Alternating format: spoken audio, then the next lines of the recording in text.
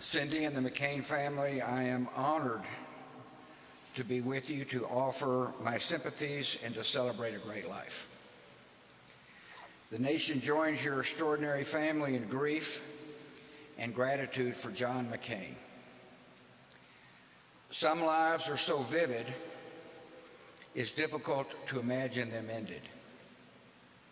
Some voices are so vibrant and distinctive, it's hard to think of them stilled.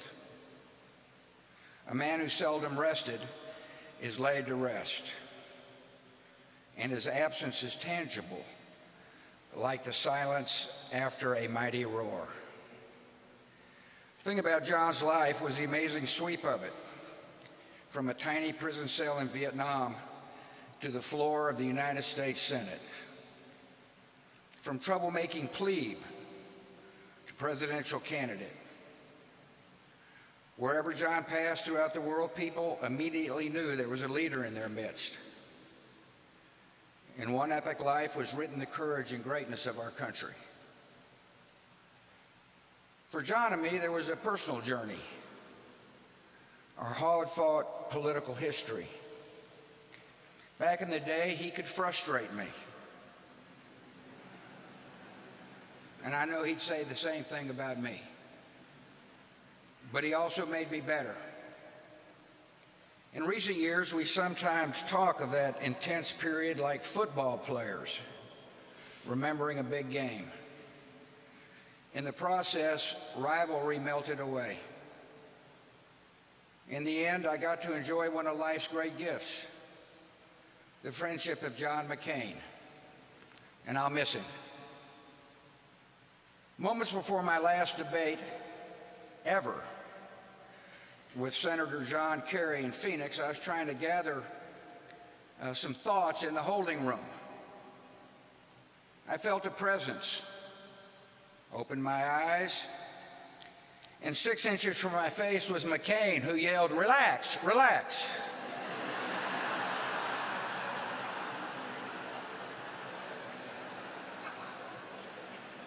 John was above all a man with a code. He lived by a set of public virtues that brought strength and purpose to his life and to his country. He was courageous, with a courage that frightened his captors and inspired his countrymen. He was honest, no matter whom it offended. Presidents were not spared. He was honorable, always recognizing that his opponents were still patriots and human beings. He loved freedom with the passion of a man who knew its absence. He respected the dignity inherent in every life, a dignity that does not stop at borders and cannot be erased by dictators. Perhaps above all, John detested the abuse of power, could not abide bigots and swaggering despots.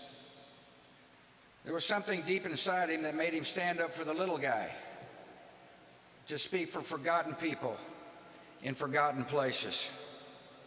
One friend from his Naval Academy days recalls how John, while a lowly plebe, reacted to seeing an upperclassman verbally abuse a steward.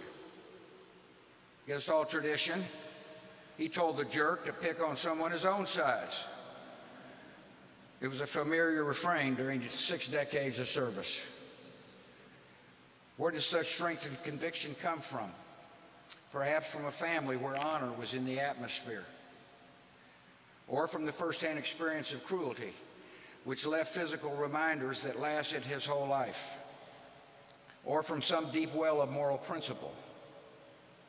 Whatever the cause, it was this combination of courage and decency that defined John's calling and so closely paralleled the calling of his country.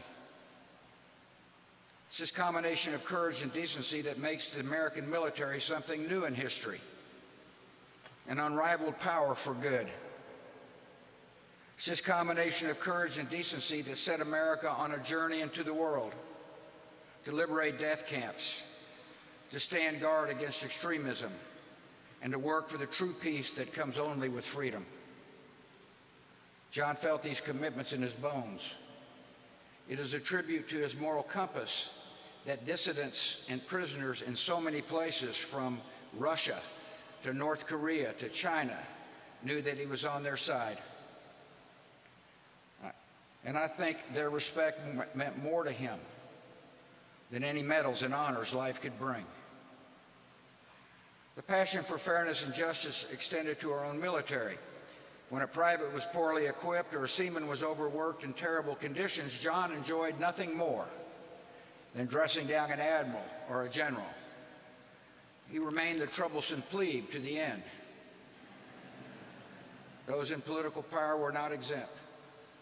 At various points throughout his long career, John confronted policies and practices that he believed were unworthy of his country. To the face of those in authority, John McCain would insist, "We are better than this. America is better than this." John, as he was the first to tell you, was not a perfect man, but he dedicated his life to national ideals that are as perfect as men and women have yet conceived. He was motivated by a vision of America carried ever forward, ever upward, on the strength of its principles.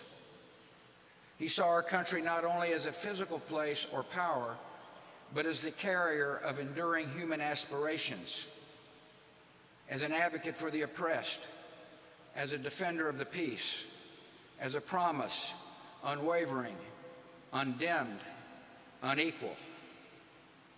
The strength of a democracy is renewed by reaffirming the principles on which it was founded. And America somehow has always found leaders who were up to that task, particularly at the time of greatest need. John was born to meet that kind of challenge, to defend and demonstrate the defining ideals of our nation. If we're ever tempted to forget who we are, to grow weary of our cause, John's voice will always come as a whisper over our shoulder. We are better than this.